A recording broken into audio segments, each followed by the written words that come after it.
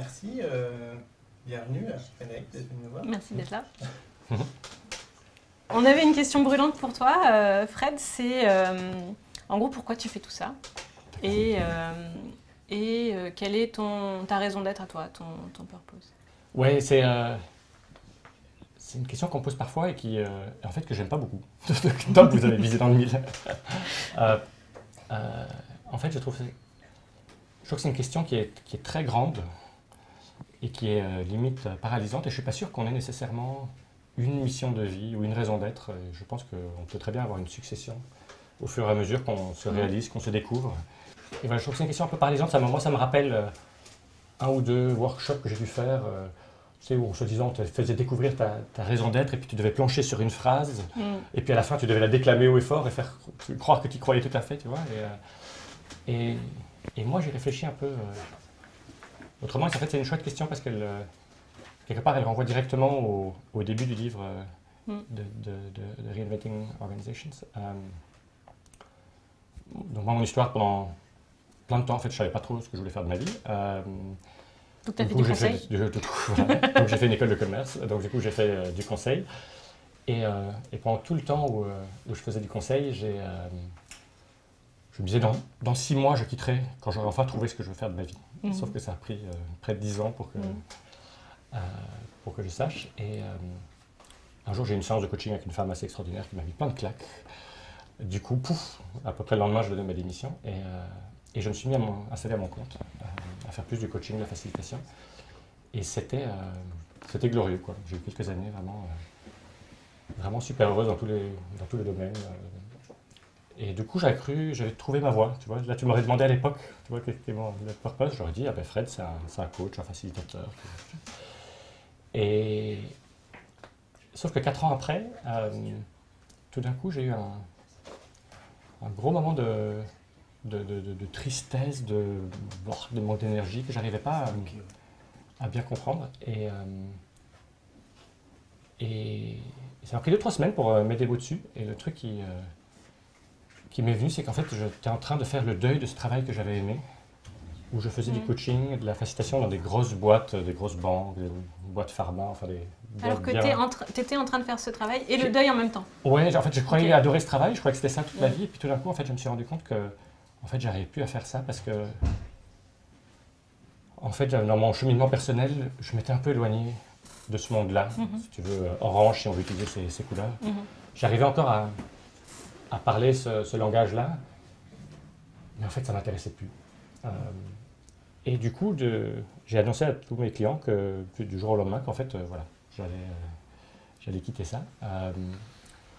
Et je vous raconte tout ça parce qu'à ce moment-là est née une question qui pour moi qui m'a vachement impacté. Je sais que quand je le partage, évidemment, c'est moins fort pour vous de l'entendre que c'était pour moi à l'époque de le vivre, mais je ne sais pas pourquoi j'ai vu avec clarté que la question que je devais me poser n'était pas la question la plus évidente, c'est-à-dire, bon, ben alors du coup, ça va être quoi mon travail, ça va être quoi ma source de revenus, ça va être quoi mon identité, qu'est-ce que je vais mettre sur mes cartes de visite, mais que la question que je devais me poser, c'était qu'est-ce que je pourrais faire maintenant qui a le plus de sens?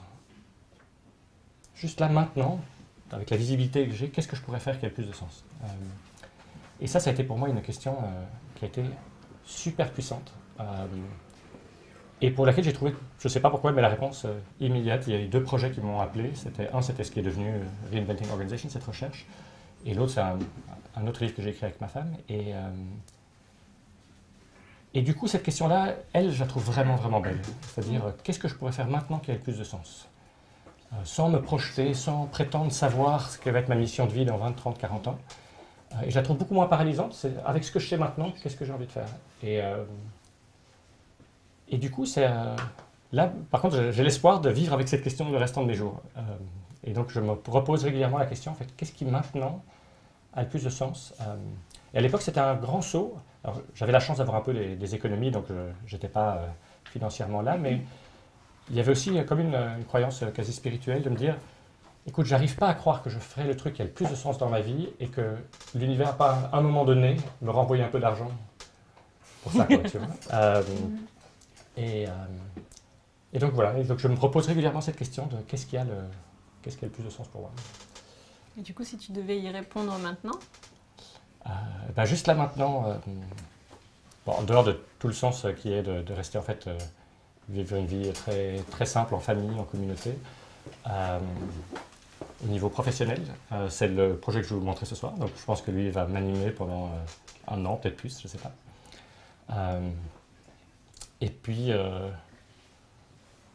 je commence à réfléchir à la question une question similaire au niveau de la gouvernance politique. Je me rends compte que je n'ai jamais osé le dire en public. Je ne prévoyais pas de le dire, mais bon, c'est pas grave. Et, donc je crois que tout comme on sent que nos méthodes de management sont un peu à bout de souffle, je crois qu'il y a beaucoup de gens qui sentent que nos méthodes démocratiques sont un peu à bout de souffle. Et donc j'ai commencé tout petit peu à regarder un peu des expérimentations qui sont un peu partout dans le monde et qui pointent vers qu'est-ce qui pourrait venir après. Et je suis en train de sentir si ça a le bon goût, parce que je sais que si je me lance, c'est prendre un tunnel de 3-4 ans de recherche et d'écriture. Et donc voilà, c'est un gros truc de dédier 3-4 ans de ma vie à ça. Et donc je ne suis pas encore sûr que ça ait ce goût-là, donc je commence à voir. Ok.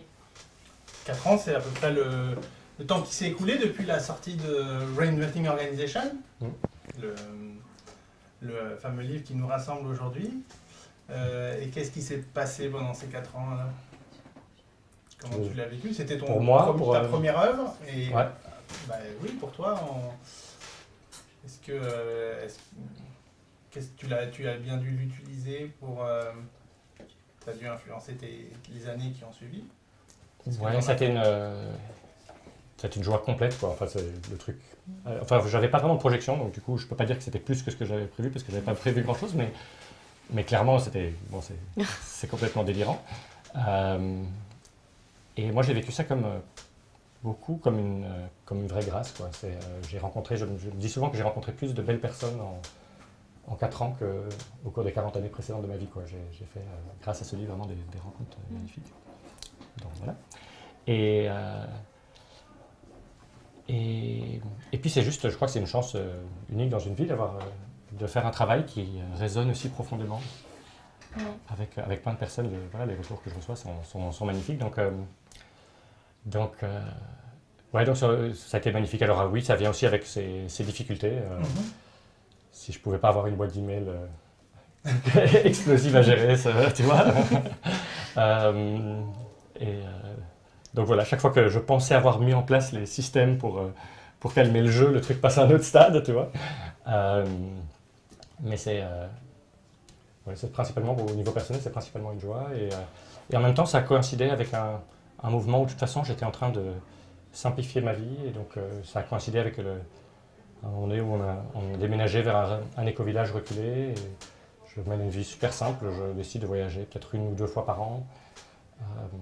Et donc, d'une autre façon, en fait, ça n'a fondamentalement pas changé grand-chose à ma vie, quoi. Parce que je passais énormément de temps en famille, avec mes enfants. Voilà.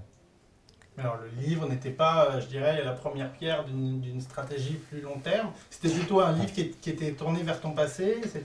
Tu parlais de faire le deuil de ton ancien métier. Est-ce que c'est une thérapie, ce livre, pour régler tes comptes avec ce monde orange Ouais, c'est une bonne question. Je ne pense pas que c'était thérapie, mais c'était un vrai questionnement. Donc, au moment où je me suis posé ces questions de qu'est-ce qui aurait plus de sens pour moi, je me suis rendu compte qu'il y avait une question qui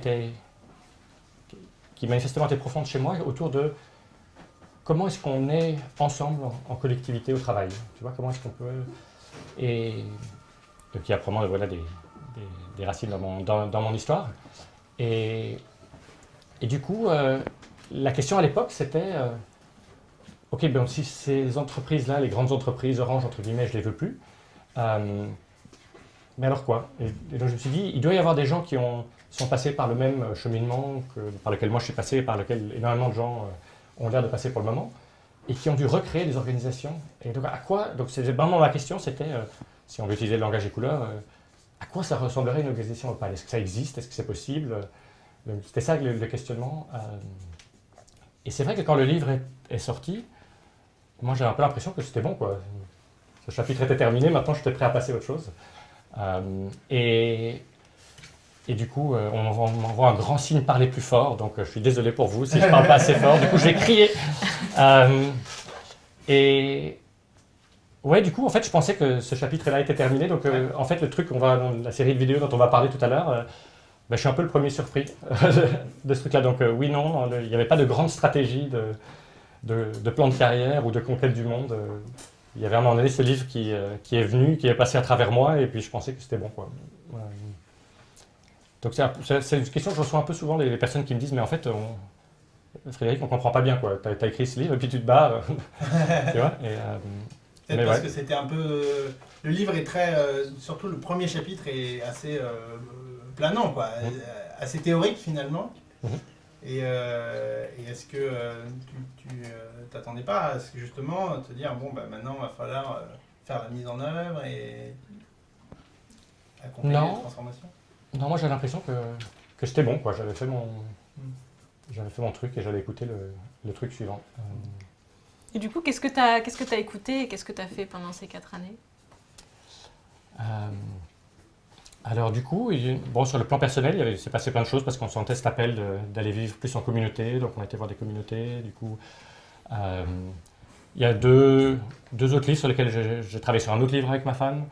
Et puis à la version illustrée, à un moment donné, ça, j'ai senti cette envie de rendre le truc plus accessible. Et j'ai rencontré Étienne, qui est devenu vraiment un ami. Et du coup, voilà, c'était vraiment un projet qui était joyeux.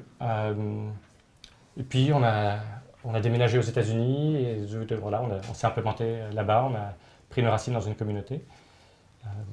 Et puis voilà, j'ai eu la chance C'est lié au livre, cette histoire de communauté? Ça fait 2 fois que tu en parles. Tu penses que si tu l'avais pas écrit, tu serais pas parti? Ah si, non, c'était tout à fait indépendant. Ça faisait un bout de temps qu'on sentait l'appel de quitter la ville, d'être plus dans la nature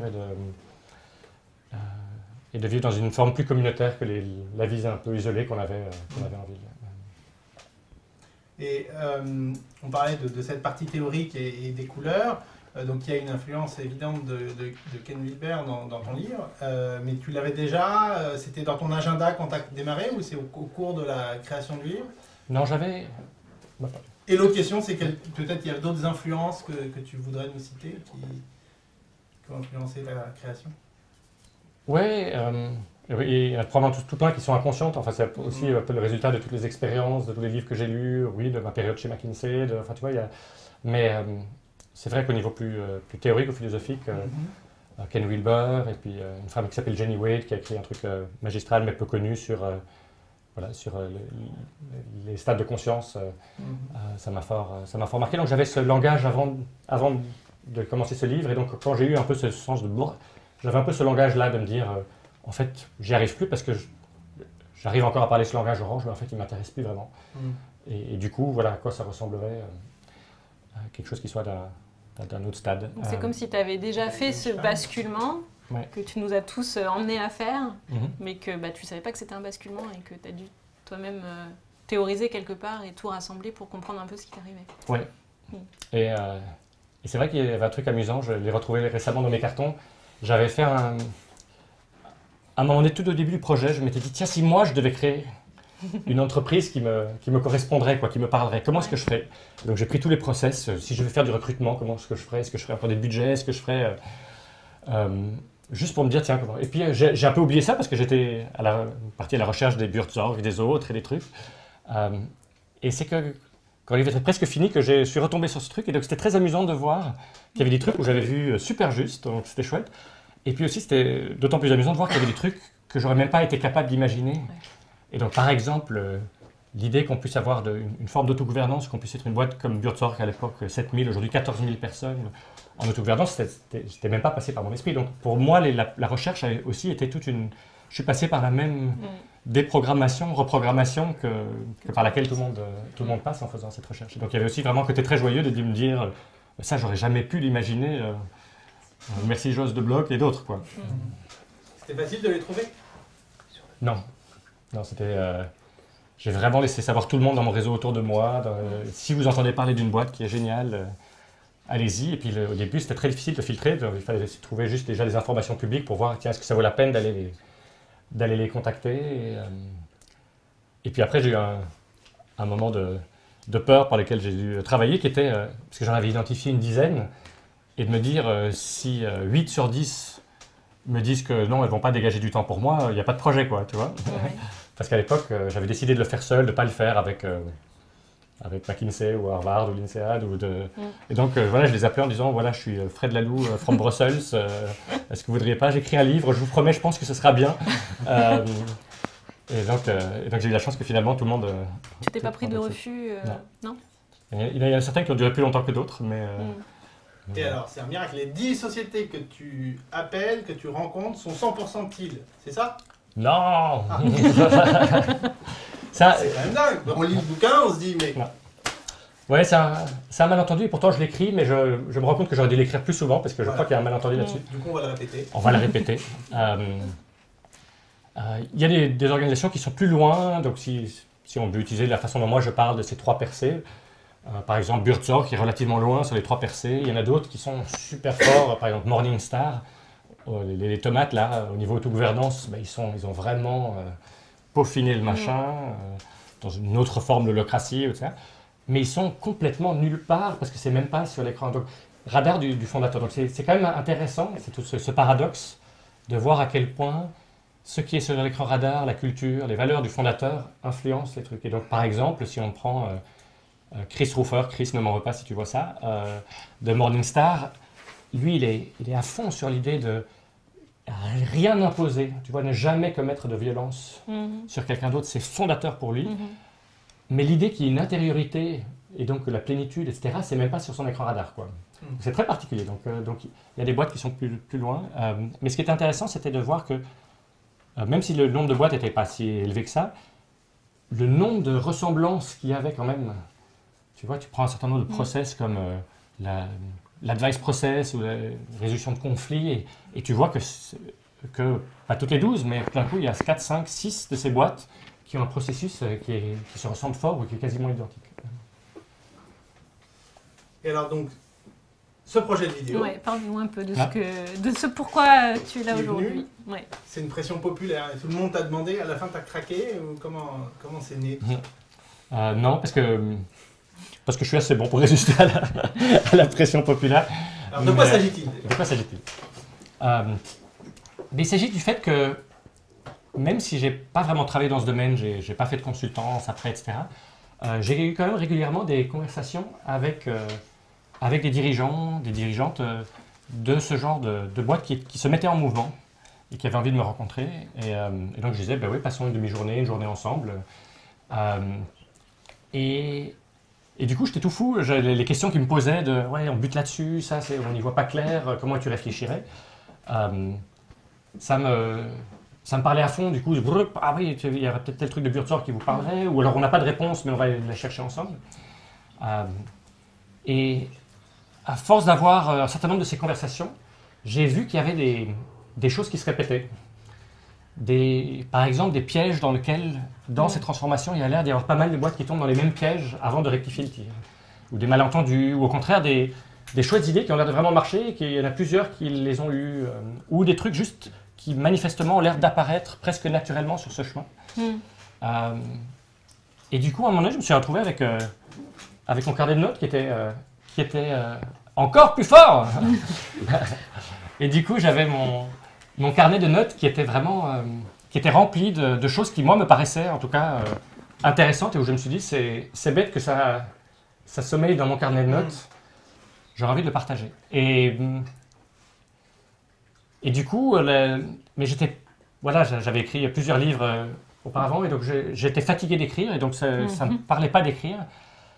Et à un moment donné, l'idée, mais en fait, si je partageais ça sous forme de courtes vidéos, du coup, je mets l'effort là où qui me plaît, c'est-à-dire de vraiment bien structurer. Donc, voilà, j'ai structuré ça dans une... Donc, ce sera une série qui aura à la fin, si j'ai le courage d'aller au bout, plus d'une centaine de vidéos de 5, 10, max 15 minutes, chacun sur un thème que j'ai vraiment creusé dans ces conversations où j'avais l'impression, ah ouais, là on a avancé, là j'ai compris quelque chose sur comment est-ce que ce chemin peut se passer.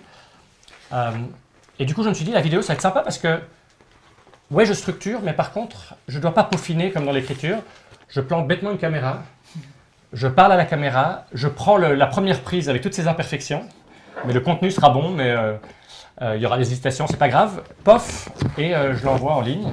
Du coup, ça ne me coûte pas trop de travail. Et puis, je me suis dit, en fait, ça peut aussi être un format qui est vachement sympa pour vous à recevoir. Donc, l'image que j'ai pour ce projet, s'il marche, c'est...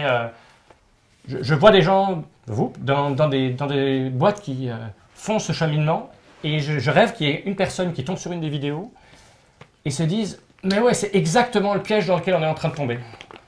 Ouah, ça, il faut que je l'envoie à tout le monde. » Et que du coup, ça génère la conversation qui permette qu'on ne réinvente pas la roue et qu'on profite de ceux qui sont sur le chemin, mais juste quelque part auparavant. Et donc, pour le dire autrement, c'est pas du tout un remake du livre, c'est pas du tout le même contenu que le livre. Donc le livre, c'était est-ce que c'est possible, est-ce que ça existe, comment à quoi ça ressemblerait une organisation de ce stade-là. Et là, la question, c'est, ok, donc ouais, maintenant je suis convaincu que ça c'est possible, mais du coup, comment est-ce qu'on transforme une boîte existante de 100, 1000, 10 000, 100 000 personnes Et donc là, pour moi, c'est un tout nouveau champ de questionnement qui s'ouvre, dans lequel on est tous en train de tâtonner, tous en train d'apprendre.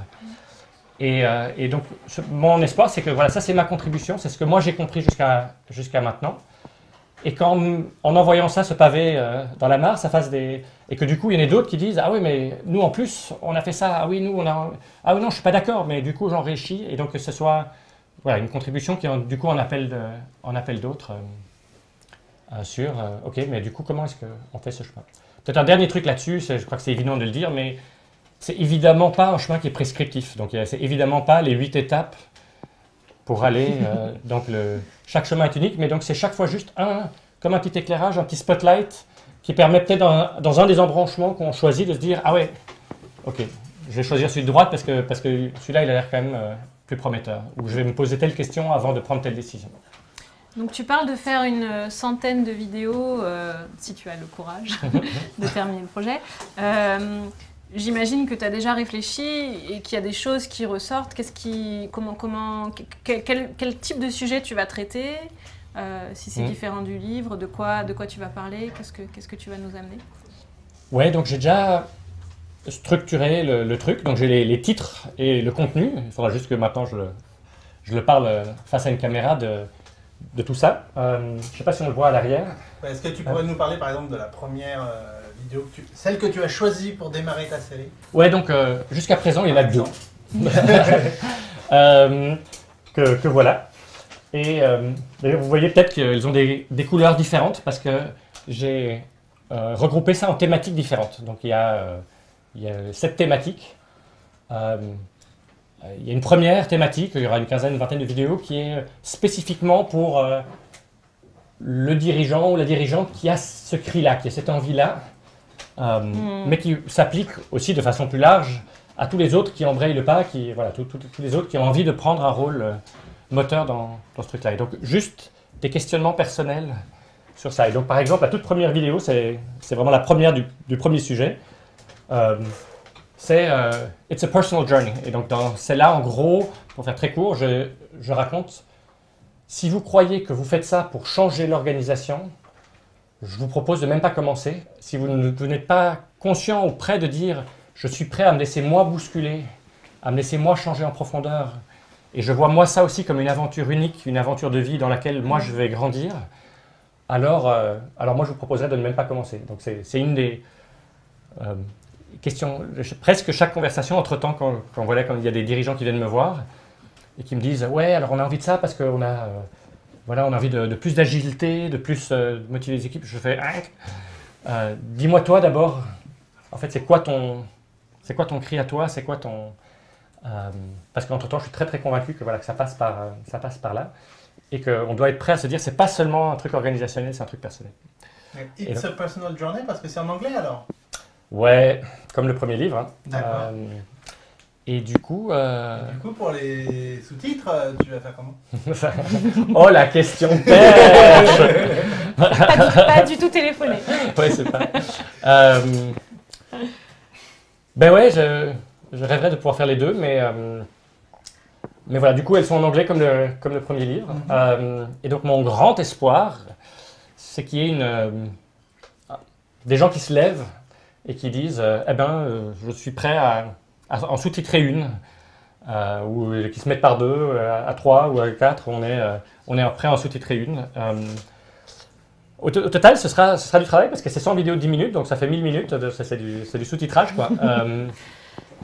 Mais donc c'est sur YouTube, et YouTube a une bonne plateforme où, sans avoir besoin de moi, les gens peuvent vraiment soumettre les trucs, et puis, donc c'est vraiment voilà, une invitation. C'est on va faire comment, en fait. Exactement, à l'écosystème francophone pour faire ça. Je voulais peut-être juste dérouler un tout petit peu les thématiques. Donc la première, c'est moi en tant que dirigeant, qu'est-ce qui me vient. La deuxième, c'est avant même de commencer, comment est-ce qu'on réfléchit à ce genre de voyage. Je crois qu'il y a beaucoup de choses à désapprendre sur comment on réfléchit au changement. On réfléchit plus en termes de en fait je peux tout prévoir, je vais faire un plan à 3 ans, on va commencer par ça et puis on va dérouler et puis on va implémenter. Mais du coup alors comment est-ce qu'on y réfléchit? Et donc là il y a un certain nombre de trucs qui m'ont frappé. Il y a un troisième, c'est ok, mais du coup alors par où on commence? Comment est-ce qu'on commence? Par où est-ce qu'on prend ce bout-là? Il y en a qui sont très spécifiquement sur l'autogouvernance, sur le côté plus plénitude, sur le côté raison d'être évolutive. Et puis il y en a un dernier sur ok, mais si moi je ne suis pas le dirigeant et que le dirigeant il n'est pas là-dedans, est-ce que je peux quand même faire des trucs? Est-ce que j'ai eu quelques conversations avec des personnes comme ça qui m'ont apporté des choses qui me paraissaient intéressantes? Alors c'est intéressant parce que c'est le reflet des conversations que j'ai eues. Je crois que sur les 100, il y en a bien 40 qui sont dans une seule catégorie, qui est la catégorie autogouvernance. Ouais, technique. La catégorie technique, la catégorie... Et donc, ouais, c'est intéressant. Il y a, par exemple, peu de gens qui ont envie de parler avec moi de « Ok, en fait, comment est-ce qu'on amène plus de plénitude? Comment est-ce qu'on baisse le masque ?» C'est des conversations pourtant que j'adore, mais voilà. Est-ce que c'est parce qu'il y a moins d'entreprises qui se mettent sur ce chemin-là? Ou est-ce que c'est plus facile parce qu'il y a déjà plus de connaissances, il y a plus d'accompagnants qui connaissent ce sujet-là, je ne sais pas. Mais en tout cas, donc il y aura un bon gros côté. Et donc le mot technique est assez juste. Donc il y a certaines vidéos qui sont à un niveau très réflexion personnelle, un peu voilà, une invitation profonde à réfléchir. Et il y en a d'autres qui sont très geek, très super techniques sur... 15 leçons sur l'advice process. Ouais, exactement. Ça n'aurait pas été plus simple de faire ça d'ailleurs? Comme ISO ou B-Process, tu vois, t'écris un framework, et tu dis ben voilà, il y a les cases à cocher, et puis après vous serez certifié, vous serez utile. J'ai pensé à toi pour le faire. Donc moi je te donne le matériau et toi tu fais l'ISO. Qu'est-ce que t'en penses? Tu penses que c'est possible? Berk non, évidemment. Non, je sais bien, mais... non, et pourtant là, je crois qu'il y a probablement chez certaines personnes cette tentation quoi, de se dire est-ce qu'on ne peut pas quand même amener ça en quelques étapes? Est-ce qu'on ne peut pas simplifier le chemin? Est-ce qu'on ne peut pas... processiser le truc en fait, je me rends compte que j'ai peut-être des retours d'expérience différents, mais on me fait parfois des retours d'expérience qu'il y a pas mal de boîtes qui commencent à s'en servir de ça, mais pas nécessairement pour les bonnes raisons. Tu vois qu'il y a certaines boîtes très traditionnelles avec des dirigeants traditionnels, mais qui se disent « Ah ouais, mais les gens sont démotivés, un peu d'agilité, c'est quoi le dernier truc à la mode est-ce qu'on ferait pas un peu du lalou, quoi, tu vois Et ça, j'en vois pas. Les gens qui osent me contacter sont a priori des gens qui vont pour les bonnes raisons. Mais donc, il y aura peut-être une tentation de se dire, voilà. Un logiciel permettre de coordonner. Donc, tu n'as jamais quelqu'un qui vient te voir où tu sens qu'il y a une perspective utilitariste du modèle où je sais pas, il y a un filtre, mais ça jamais. Non. Ok. Ouais. Mais j'ai peut-être un bon fil, tu sais, entre-temps j'habite loin, et donc les quelques dirigeants qui viennent jusque dans mes contrées reculées, c'est qu'ils y sont pour de vrai, quoi, tu vois. Qui tue le grizzly avant d'arriver. Ouais, exactement. Ok. Alors, je voudrais quand même rappeler que pendant 4 ans, entre ces vidéos-là et le livre, tu as quand même fait des choses pour aider à développer et faciliter le travail de ceux qui s'intéressent au domaine. Et je sais qu'il y a par exemple un Discourse, une plateforme de forum. Ouais, il y a toutes sortes de choses qui se sont construites, mais en fait, dans lesquelles moi j'ai une main relativement légère. C'était plutôt des gens qui venaient me voir en disant « mais est-ce qu'on ne pourrait pas avoir en ligne un endroit où on se rencontre si on est sur ce chemin, où on peut se poser des questions ?» Et donc de là est née une plateforme, c'est discourse.reinventingorganizations.com. D'accord. Il y a un projet où j'ai travaillé un peu plus, qui est un wiki. Et donc l'idée, c'était de se dire, le livre là, il est figé quelque part avec le mieux que moi j'arrivais à faire il y a 4 ans. Mais entre-temps, il y a plein de boîtes qui se mettent en mouvement. Et du coup, on découvre des nouvelles choses. Et donc, est-ce qu'on ne pourrait pas créer quelque chose qui reste très vivant? Et donc d'avoir voilà, justement un article sur l'advice process, un article sur le recrutement, un article sur le budget, un article, enfin, un truc assez technique. Mais où dès qu'on apprend un truc, on vient updater et on vient surtout coller plein d'exemples pour que des sociétés puissent venir s'inspirer. Et donc, voilà, ça a connu un beau lancement. On l'a bien peuplé. Et là, pour le moment, c'est un peu en dormance. Donc, si quelqu'un se sent l'élan, moi, je rêverais qu'il y ait quelques chercheurs ou quelques jeunes ou quelques gens. Je me dis, en fait, ça n'a jamais marché, mais je me disais qu'il y a plein d'accompagnateurs, de coachs, de facilitateurs qui ont envie de bosser dans ce domaine et qui me demandent, Fred, tu ne fais pas des formations? Je dis, non, je ne fais pas de formation. Et je me dis, en fait, la meilleure des formations, c'est, moi, je vous file une liste de boîtes qui ont l'air vachement intéressantes et vous allez les interroger, vous allez voir ce qu'ils sont en train de faire de cool et puis vous venez peupler le wiki. Donc, voilà, ça, ce serait un peu un rêve. Qu'est-ce qu'il y a d'autre Mais quoi? And Living Edge, peut-être? Ouais, il y a... Donc là, j'ai vraiment pas du tout la main dedans, mais il y a quelques personnes qui sont mis ensemble en se disant, mais est-ce qu'on centraliserait pas toutes les nouvelles, toutes les news de qu'est-ce qui se passe, qu'est-ce qu'on apprend, des cas, des articles de réflexion. Et donc, c'est un petit... au départ, c'était une newsletter, et ça devient plus une sorte de news hub, et ça s'appelle Enlivening Edge. Je crois que c'est enliveningedge.org. Il commence à y avoir des choses dans d'autres langues. Et donc, si vous avez envie de vous investir là-dedans. Et en tout cas, c'est une bonne source de news sur qu'est-ce qui se passe. Et il y a des groupes Facebook. Et il y a des groupes Facebook, dont le groupe francophone. Francophone, hispanophone. Il y a un groupe russe, là, où j'ai vu qu'ils étaient 5000. Enfin, tu vois, Alors, les groupes Facebook, c'est bien, c'est parce que c'est gratuit. Les wikis, les discours, etc., il faut les héberger et j'en profite pour rappeler que ces groupes-là, ils sont... on essaie d'appliquer les principes, évidemment, de Reinventing Organization sur la gestion de ces groupes, de ces wikis et de ces discours. Et en particulier, on a une page de crowdfunding sur Open Collective, de sorte que tout le monde peut à la fois financer, voir comment les fonds sont utilisés, appliquer l'advice process pour décider si on migre sur tel ou tel système, etc. Ouais. Merci donc, à toi d'avoir mis ça en place. Ce sont des exemples vivants de mise en pratique des principes Opal ou TIL. Ouais.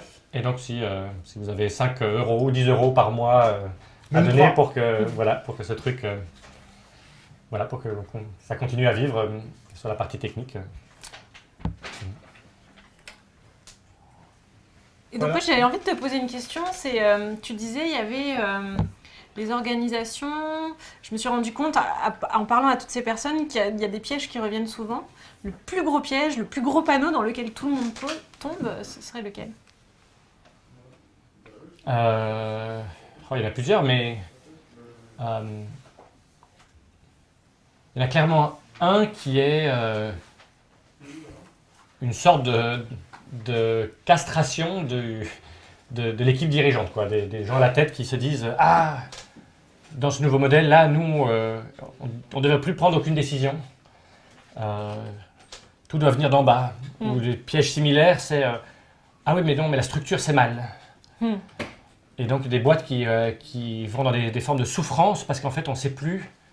En fait, c'est quoi la structure? Qui peut prendre quelle décision? Et donc des gens qui sont vraiment déboussolés en souffrance. Et du coup, il y a des personnes qui disent mais on a engagé ce chemin pour toutes les bonnes raisons, pour que les gens se sentent mieux, et en fait les gens se sentent moins bien. Et donc il y a un malentendu de se dire, quand on va vers l'autogouvernance, ah ben c'est plus de structure. Ou un autre typique, c'est le contrôle, c'est mauvais. Il y a une sorte de culte de il faut faire confiance et du lâcher prise. Et bien sûr, il faut faire confiance, lâcher prise, c'est important, mais voilà, je n'avais pas le temps de développer, vous regarderez la vidéo quand elle sera prête, si on pense que l'organisation est un organisme vivant, ben, il a besoin de maîtrise. Il a besoin de savoir s'il est dans le bon ou il n'est pas dans le bon. Et donc, ce qu'on veut plus, c'est les vieilles formes de contrôle.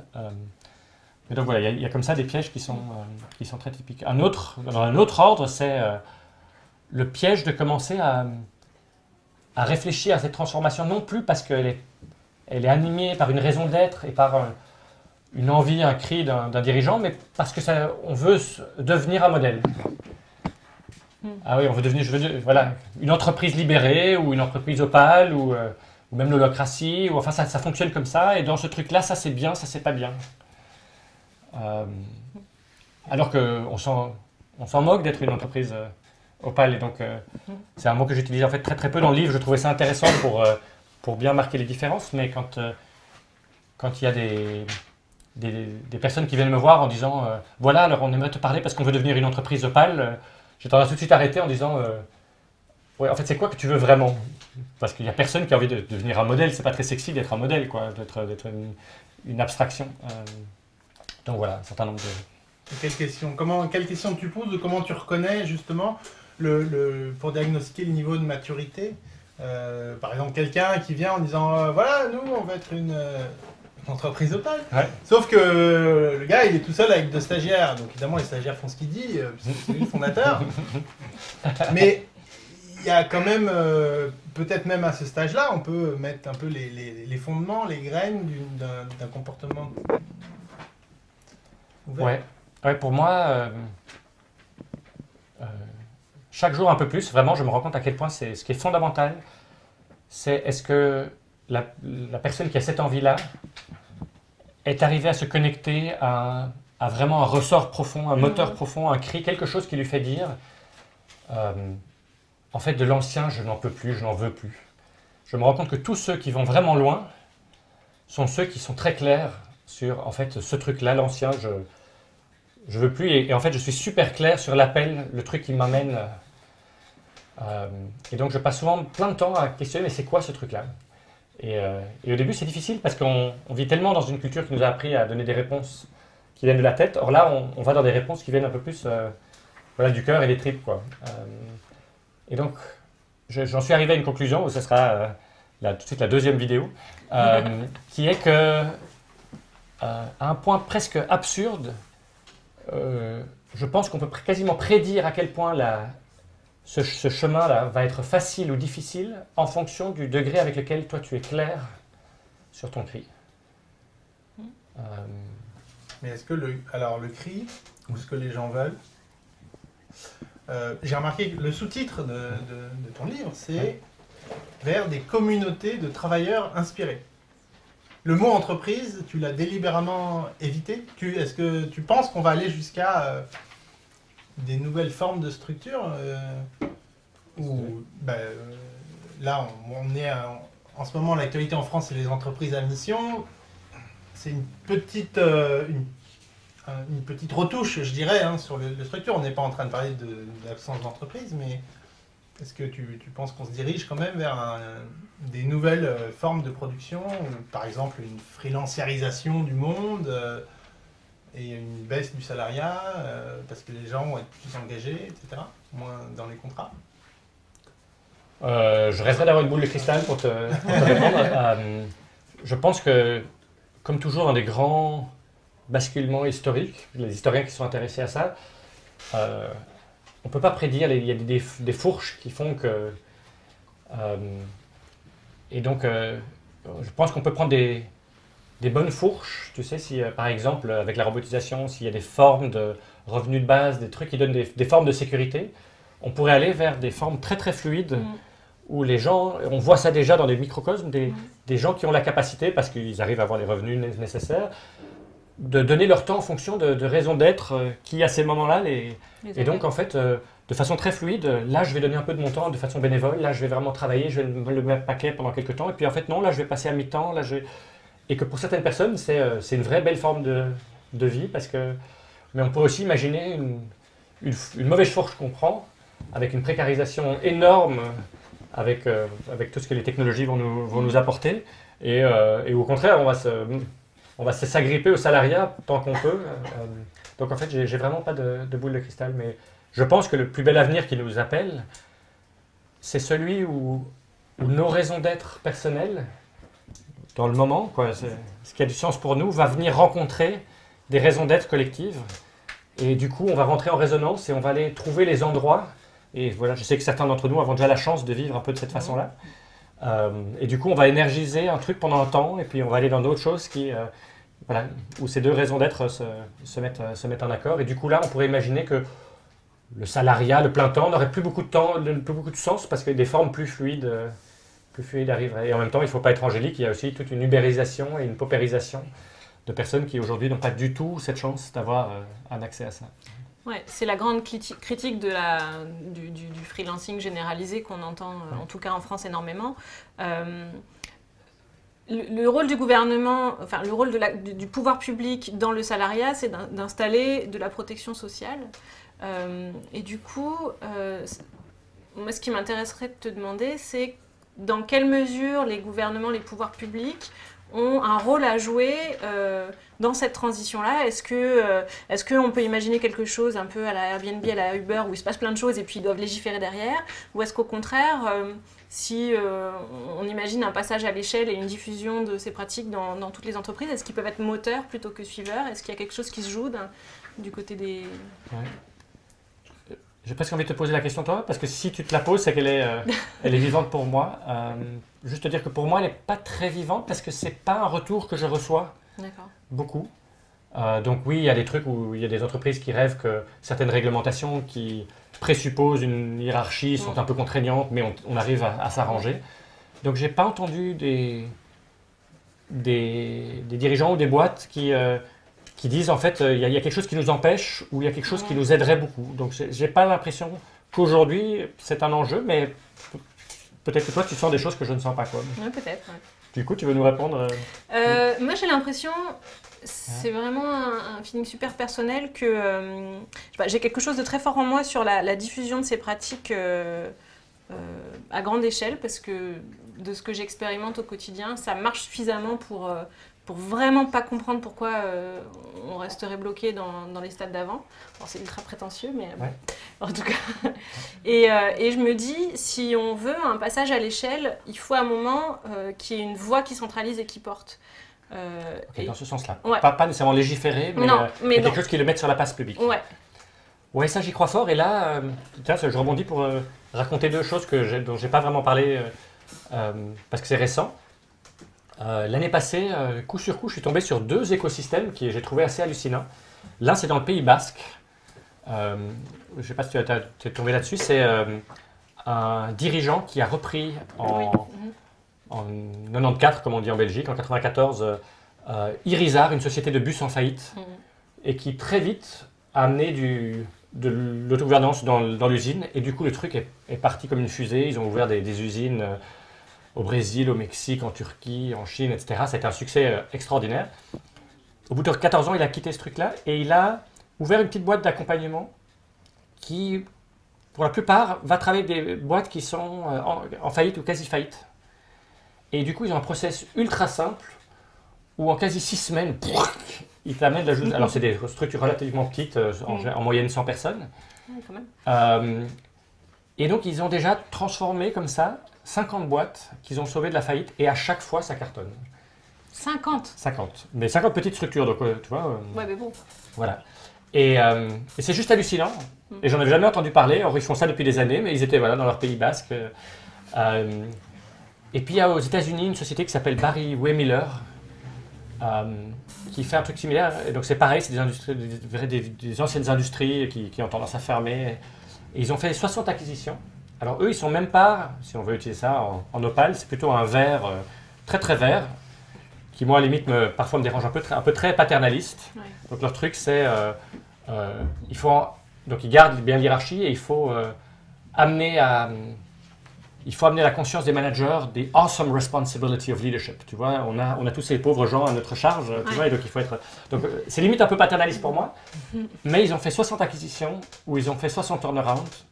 Qui marche quoi. Donc, tu vois, sans même mettre d'autogouvernance avec un système plus simple Et donc oui, je pense que ce serait intéressant un jour une voix très publique qui porte ce truc-là en disant mais on a plein d'industries qui ferment, on a plein de trucs qui sont en souffrance et fondamentalement il n'y a pas de raison parce qu'on a déjà ces deux exemples qui montrent que tu peux prendre à peu près n'importe quelle boîte. C'est quand même hallucinant quoi, quand tu penses ça. Et tu peux la redresser parce que en fait, ce qu'on se rend compte dans ces exemples-là, pour moi, c'était un vrai... c'est que c'est un peu ce que faisait Favi, hein, le vrai défi, c'est pas la Chine, les coûts salariaux, le vrai défi, c'est toutes les pertes qu'on a en interne, et qui bien souvent sont plus importantes que les différences salariales avec la Chine. Alors, on parle d'entreprise Opal, réinventée, on se rêve à le populariser à l'échelle nationale. Mais avant d'atteindre toute la société, je ne sais pas si c'est une vraie question de savoir si effectivement on peut inventer à ce niveau de conscience à l'échelle d'une entreprise, d'une société. Une entreprise choisit qui rentre, qui sort. Alors, dans l'État, il faut prendre tout le monde.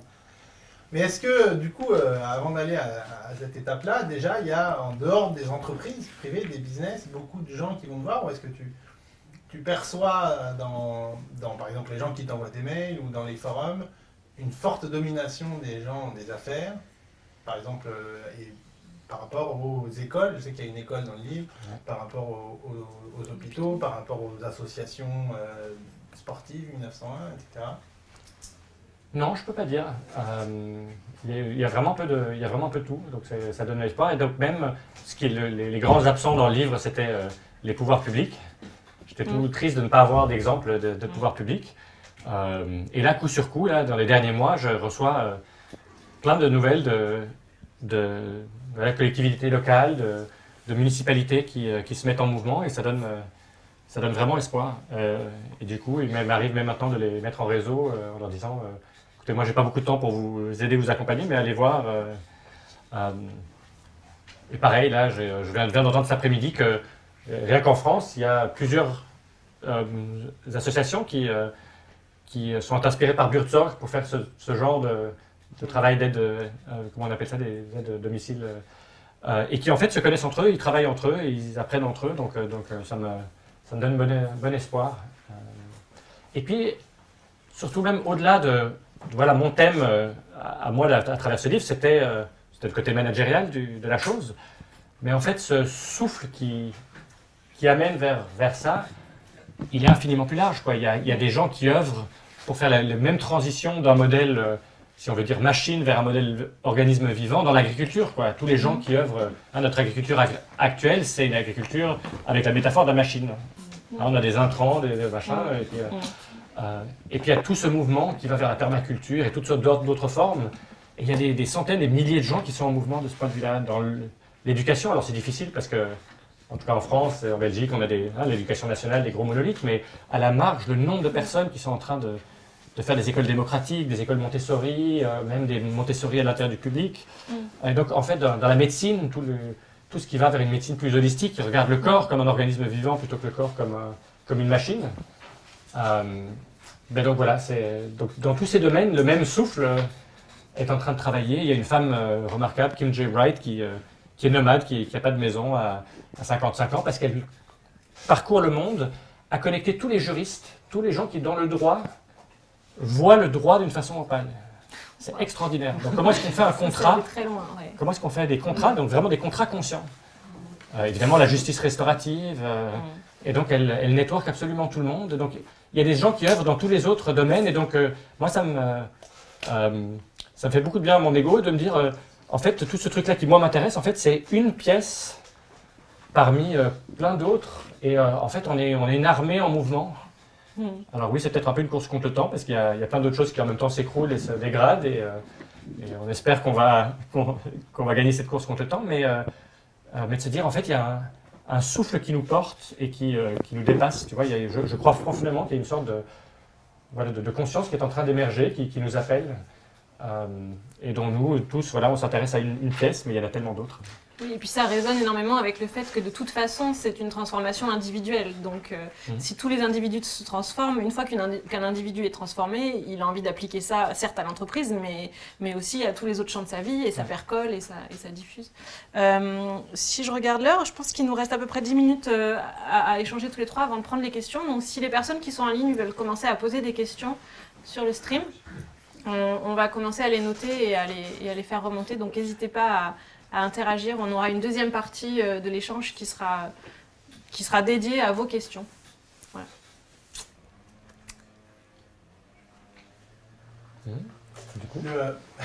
Alors, sujet qui revient souvent à la transformation, hérité des modèles Orange, les KPI. Est-ce qu'on va pouvoir mesurer le niveau? Donc on a parlé de rencontrer le dirigeant pour sentir s'il est prêt. Très bien. Alors il est prêt. Après, quelles métriques on met en place? Est-ce qu'il y a des métriques pas universelles, mais qu'on peut retrouver dans différentes industries? Ton besoin de métriques, c'est quoi? Mais je me demande si les dirigeants des entreprises que tu as vues, par exemple, ont des tableaux de bord hebdomadaires, mensuels, etc. Ont besoin de métriques vient probablement, effectivement, hein, du modèle de pensée Orange, où on se dit, bon, bah, si on a un objectif, on a une métrique, et puis après on mesure le succès. Et donc tu veux une métrique sur est-ce que le chemin avance? Voilà. C'est ça ta question. Ça, question. Parce qu'évidemment, on garde certaines métriques juste sur la santé du système, tu vois. Est-ce qu'on fait des pertes, est-ce qu'on fait des profits, donc évidemment, le but n'est pas de jeter l'ensemble des anciennes métriques qu'on avait, même s'il y en a un bon bout qu'on peut jeter. Et la métrique, est-ce qu'on est opale? Alors là, ça me donne des boutons, là. Est-ce qu'on peut avoir un KPI de l'opalité? Non, mais on s'en fout de l'opalité, quoi. Parce que là, pareil, on en a parlé, quoi. Est-ce qu'on est opale, est-ce qu'on est bon, est-ce qu'on est un modèle, tu vois, est-ce qu'on veut se conformer à un modèle? Moi, la vraie question c'est quoi votre raison d'être de la boîte, tu vois? Et est-ce que sur ce truc-là, vous avancez? Et c'est quoi votre envie en termes managérial par rapport à cette raison d'être? Tu vois? Et donc, est-ce que par rapport à ça, vous avancez? Et donc, l'opalité, je m'en fiche, mais la question, si toi, ton truc, j'invente, hein, mais ton truc, c'est de dire, parce que, en fait, dans ton histoire, c'est un truc qui résonne, de dire, ça m'insupporte de voir qu'il y a des gens dont le potentiel n'est pas exploité. Toi, ce serait ça, mais pour quelqu'un d'autre, c'est autre chose. Mais du coup, comment est-ce que tu vas voir ça? Est-ce que tu as une métrique par rapport à ça? Donc, ce serait ça, est-ce que j'avance par rapport à ce truc-là? À côté de voir est-ce que j'avance sur ma raison d'être de l'organisation. Et après, est-ce que tu as besoin de quantifier? Je ne sais pas. Je n'ai jamais rencontré quelqu'un qui avait l'air... Tu sais, c'est des choses que tu le sens beaucoup, quoi, tu vois, en train en fait, on n'a pas... En fait, les gens posent la question, donc, ah, c'est super, donc tu as libéré ta structure et tout, et alors, ça marche? Et quand on tombe sur cette question, et alors, ça marche, ben, l'implicite, c'est...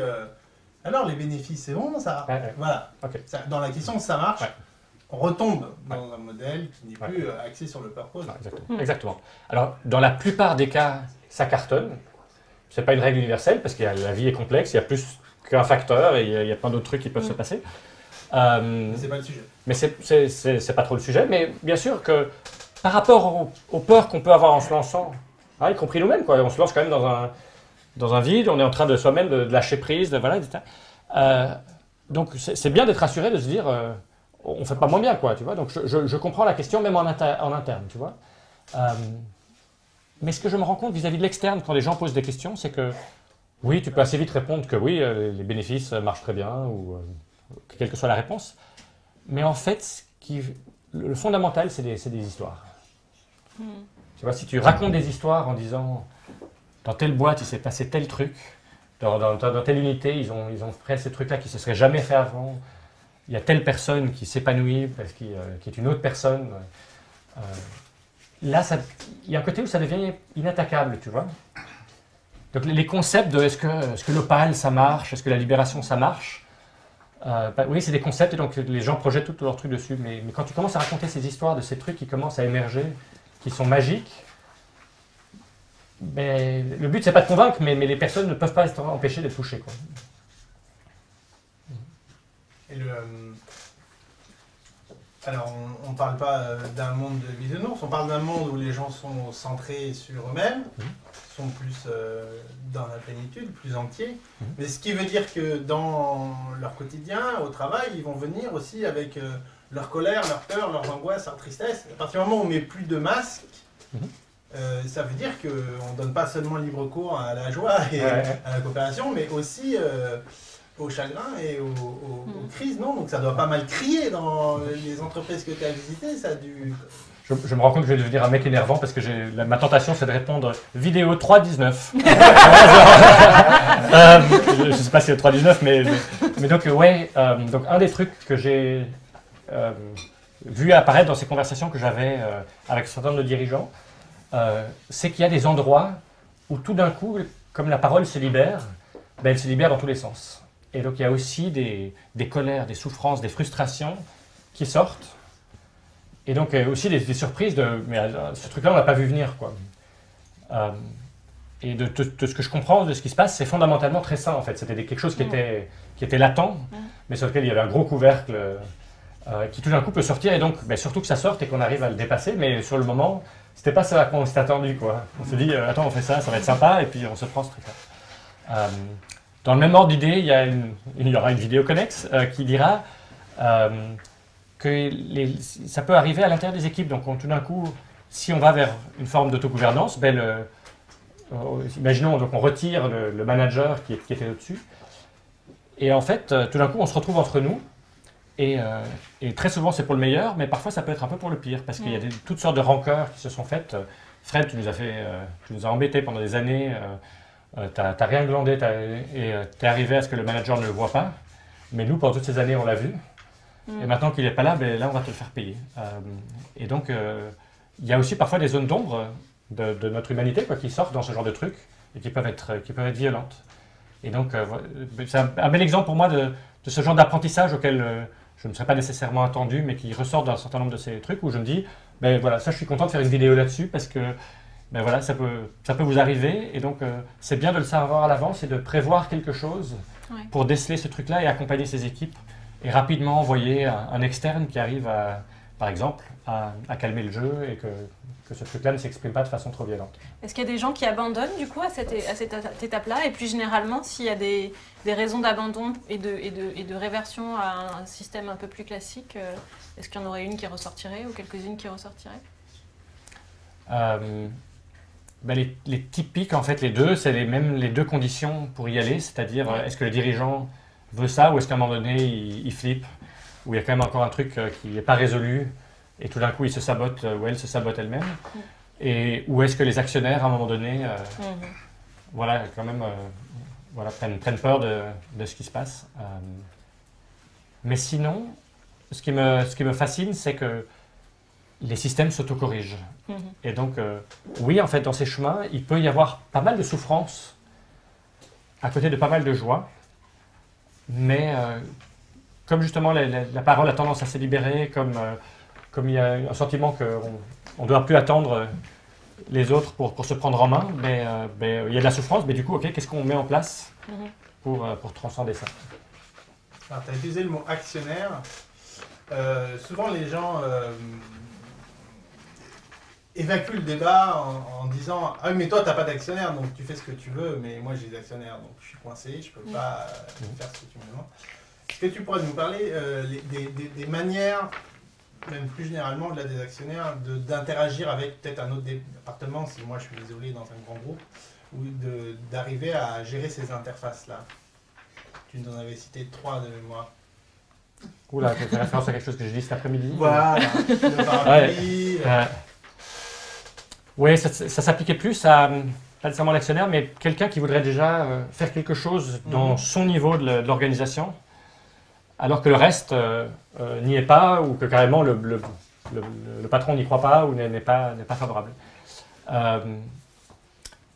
Oui, alors, donc, une des méthodes que j'ai vues, à ma surprise, fonctionner dans certains cas, c'est quelqu'un qui arrive à voir le dirigeant, qui a priori n'est pas là-dedans, mais qui arrive à négocier en se disant « Est-ce que tu es d'accord qu'on ait une bulle qui, en fait, quelque part, soit expérimentale et qui sort du système. Et que donc, tous les trucs qui, normalement, viennent nous asphyxier, toutes les procédures, les audits, les réglementations ressources humaines et machin, en fait, si on a envie de recruter, on le fait à notre façon, on ne doit pas suivre les guidelines. Est-ce que vous êtes d'accord? Et souvent, en contrepartie, moi, je vous promets ça, quoi. Je vous donne une transparence sur tels indicateurs, et tant qu'on est bon, est-ce que vous êtes d'accord de nous laisser en paix, quoi. Et à ma surprise, ça a l'air de bien fonctionner dans certains cas. Alors, c'est probablement pas très pérenne, parce que quand cette personne-là partira, pour une raison, de l'expérimentation s'arrête, mais ça peut marcher. Une autre, je faisais référence, c'est le parapluie. C'est quelqu'un un jour qui m'a donné cette image, il me disait, c'est le shit umbrella, le parapluie qui se prend, voilà, qui protège du coup l'équipe de toutes les merdes qui viennent pleuvoir dessus. Donc par exemple, voilà, tu as un processus de budget qui est asphyxiant, qui vient en cascade, jusque de dire, eh bien, moi je participe comme dirigeant de mon équipe et je leur donne tous les chiffres, mais en fait je ne les cascade pas vers le bas. Mais je fais un tout autre processus où ensemble on va réfléchir aux contraintes et ensemble on va donner ce chiffre-là et on va arrêter de les cascader et d'enlever cette pression. Donc juste pour donner un exemple, voilà, je ne sais même plus quel était le troisième, mais voilà ce qui me venait. Il y a des questions. Alors,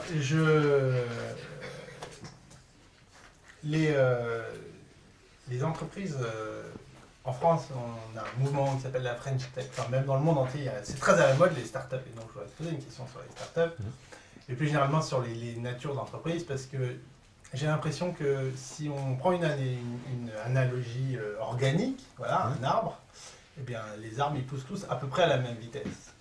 Or, les startups sont des entreprises qui grandissent très très vite.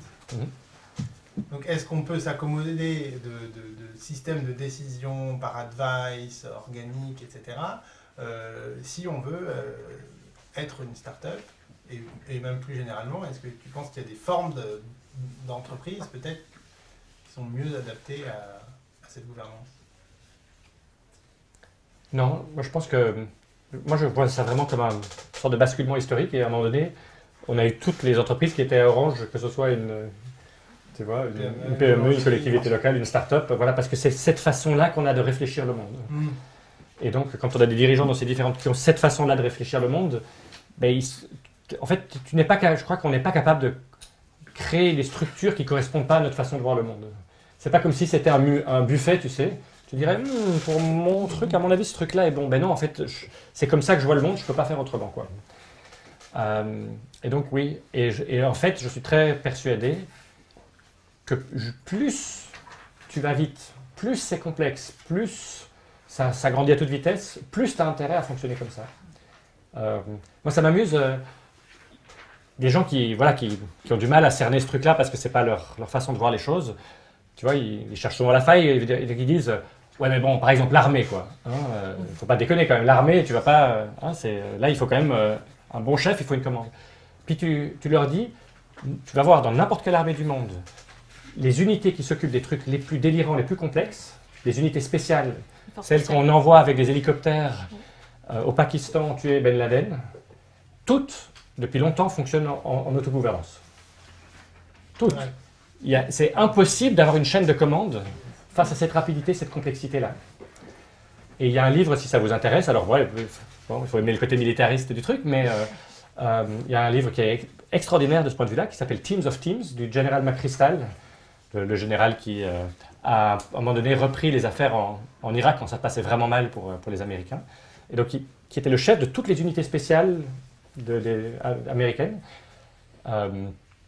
Et donc il y avait déjà l'autogouvernance au niveau de chacune de ces unités spéciales, mais la métastructure au-dessus était, elle, bien régimentée.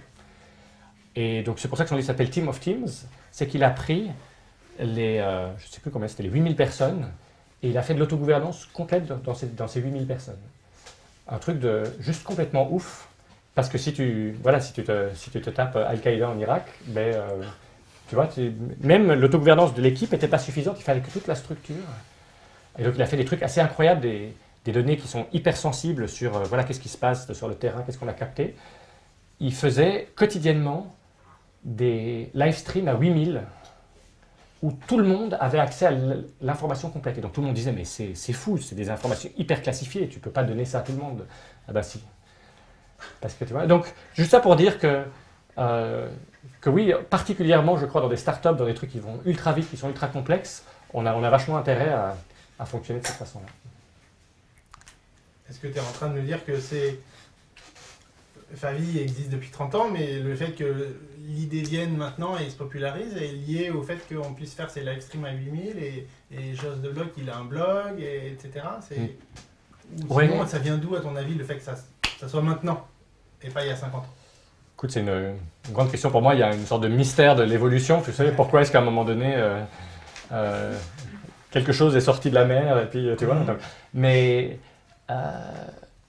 Alors, on peut le prendre, je vois plein de théories, et moi, elles m'amusent toutes, et je ne sais pas laquelle est la bonne, quoi. Il y a une théorie qui est de dire, ben voilà, simplement, le monde devient tellement complexe que, voilà, on a besoin de ça pour faire face à cette complexité. Ouais.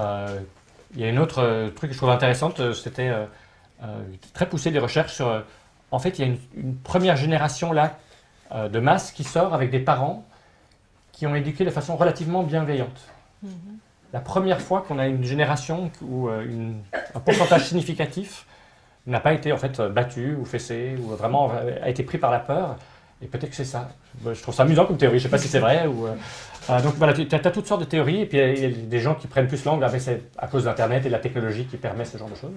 Je me suis rendu compte que moi j'ai mes propres préférences, et en fait dans le livre, j'ai très peu parlé du côté technique, parce qu'il y avait un côté où justement ça m'énervait un peu, des gens qui disaient « Ah oui, la technique va tout résoudre ». Tu vois, c'est parce que c'est Internet, parce qu'on est connecté, parce qu'on a des Slack, des machins. Et pour moi, il y a une composante humaine bien plus importante. Et donc, mais c'est vrai que Buurtzorg a développé son propre Slack avant que Slack n'existait, ou son propre Facebook, parce que c'est fondamental et constitutif pour eux.